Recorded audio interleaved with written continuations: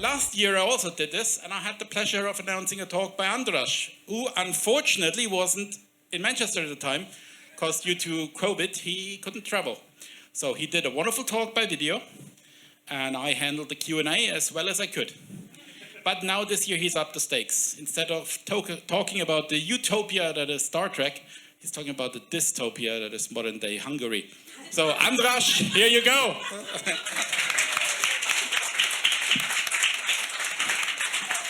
Thank you very much, and I'd like to thank you, Gerald, for last year's efforts in handling the Q&A as well. And yeah, many thanks to the organizers for allowing me to do that remotely last year, but I'm here now. So, do I just click play or something like that? Okay. So, my choice of title has nothing to do with the fact that I've grown in the last couple of years and I survived the dystopia that Hungary is.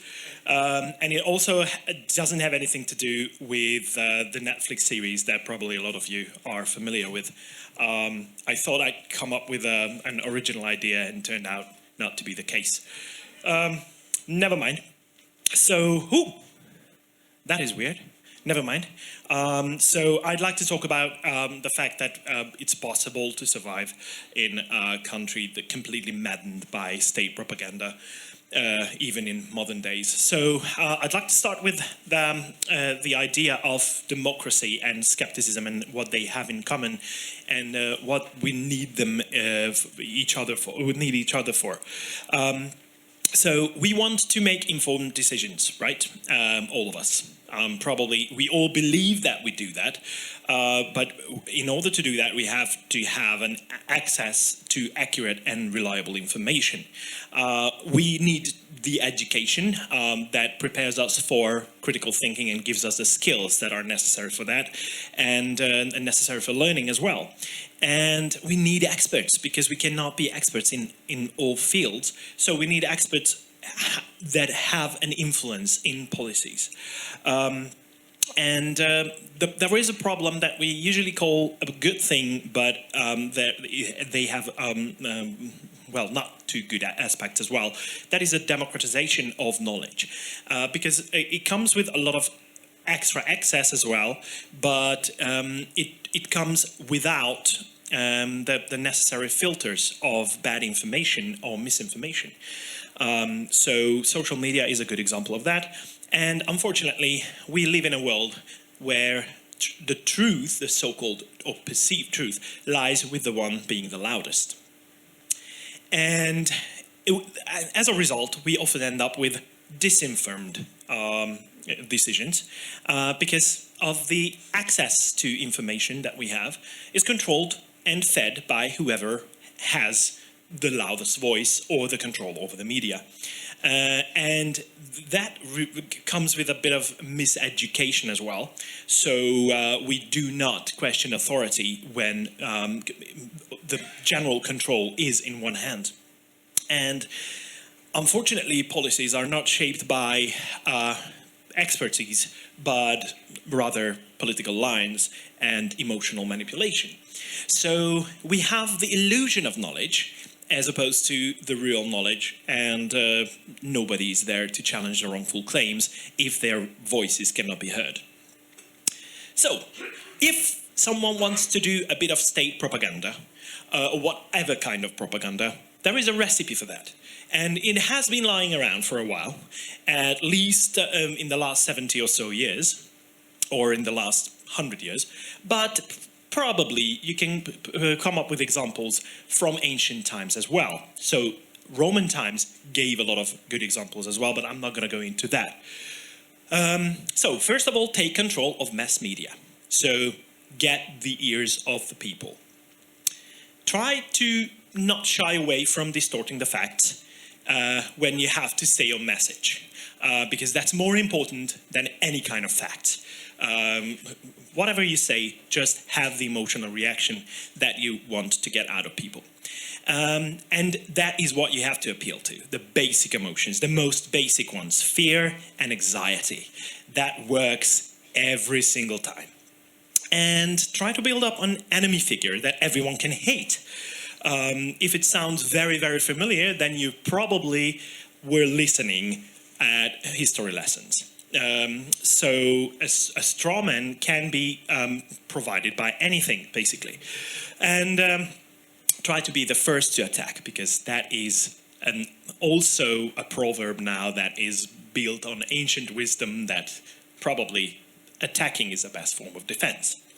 So we have a couple of bad examples of that, and misinformed decisions could lead to a lot of bad figures or bad actors being elected into power as well. Nobody can think of a good example, right? So I'm going to share a couple of them with you. Donald Trump was elected. In this country, I vaguely remember a guy who loosely reminds me of that guy, with the hair at least. But doesn't necessarily make any sense at all. But when it comes to this guy being elected, that guy being Viktor Orbán, he's not as slim anymore. He's bigger than I am. Yeah, he's a bad example from a moral point of view, but from a technical point of view, he's a great example of how to build state propaganda. And the problem is that with propaganda, you cannot tackle real issues, right? You can generate more issues, but not really tackle them, because there is no room for competition. And competition is usually a healthy thing when we try to find solutions and people try to beat each other in finding solutions, right? Experts are not really listened to, and debate, scientific or otherwise, is not encouraged. Also, well, in fact, it's very much discouraged. The ultimate goal is remaining in power and grabbing as much power as possible. So naysayers have to be stopped. Hence the picture. So it's a general reminder that this is what happened in The Godfather, and in usually mafia organizations. And Orbán's organization and governing style is usually referred to as one that's similar to that of the mafia. And the general idea is that if it comes from us, from one of us, no matter how dumb the idea is, we will make it happen. And they do. So this is why they cannot tackle issues like climate change and its consequences. So no mitigation is possible when you basically start putting a ban on things like renewable energy sources. We don't have much availability of hydroelectric power in Hungary, but we do have wind. And wind power was banned with a very interesting piece of legislation. They decided to ban the building of these wind farms in 12 kilometers, approximately 7.5 miles, from inhabited areas. That resulted in no area being available for wind farms. And the reason for that was basically that nobody was involved in that industry within the general friendship zone of the Prime Minister. So they tend to subsidize, on the other hand, scientifically unsound technologies, probably even stupid technologies. One of the examples being a €1 million subsidy for something that is basically a perpetual motion machine. And now they have tens of millions of euros worth of subsidization towards something that is a ground generator for cloud seeding, which is questionable at best. But they still subsidize it. And they decided to scale up our nuclear power using Russian technology, but not only Russian technology, but also, 10 billion euros worth of Russian loan from the Russian government. So this is how the mafia works. No matter what the real consequences will be, we make it happen because that's how we make friends with the bad guys. COVID response of Hungarian government was terrible at best. There was no clear message. Well, I know that was the case in most of the countries at first. There was a policy of just wait and see. There were questionable vaccines, again, one of the Russian ones, and one of the Chinese ones that have been not tested properly and been not been available in many other countries, but they did it. And that obviously destroyed the remaining trust that we had. And we ended up very high up on the death per population charts internationally. So we don't survive easily in Hungary as skeptics, and I'm risking the horn here. We try to keep a strict no politics attitude, and yet we end up being involved with that because no issue is without a political aspect anymore. And we hurt everyone's feelings with the Flat Earth Awards that we handed out. And that was me giving a talk. Thank you. Good. We have a few questions for you now. Okay. Unless there's something else you want to add?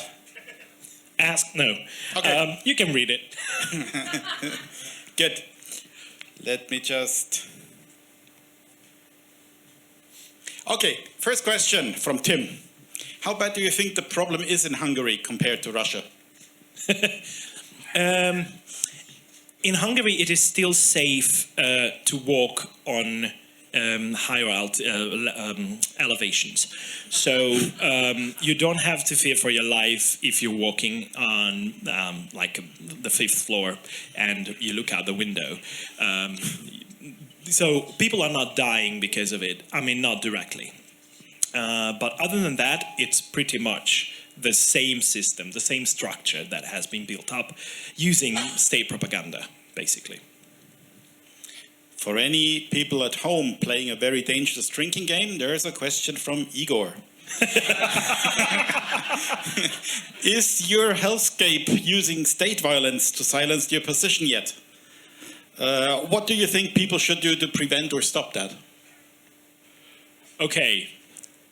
Can you repeat the first part? Is your country using violence yet to silence opposition? No. But the fear doesn't necessarily come from violence only. So fear of losing your job, fear of being silenced by not getting a platform, and all the platforms have been taken away. So in Hungary, currently, there are 50%, more than 50% of the media outlets are controlled directly by the government or friends of the Prime Minister. But that doesn't give you a good picture, because the real picture is that when it comes to how many ears can you reach with the message, 90% of that belongs to the government. So by news outlets, by sheer number of news outlets, it's a little bit more than 50%. So the government can argue that, well, it's completely balanced. But there are much more of a reach they have than any of us. Okay. One last question from Evan. It used to be that science or knowledge was power. How much less prosperous do you think Hungary is by abandoning science? Half? More? I wouldn't be able to put a number to that. But we've seen the healthcare system completely destroyed, the educational system completely destroyed, and hundreds of thousands of people leaving the country. So without a number, I would say it's devastating what's happening. So sorry for bringing down the mood, I hope. Don't come to Hungary to live. Come to visit. Bring money and leave it there. And don't give it to the government. Give it to the people who work. And watch more Star Trek. And watch more Star Trek, yeah. Good news. Thank you very much. Thanks, András.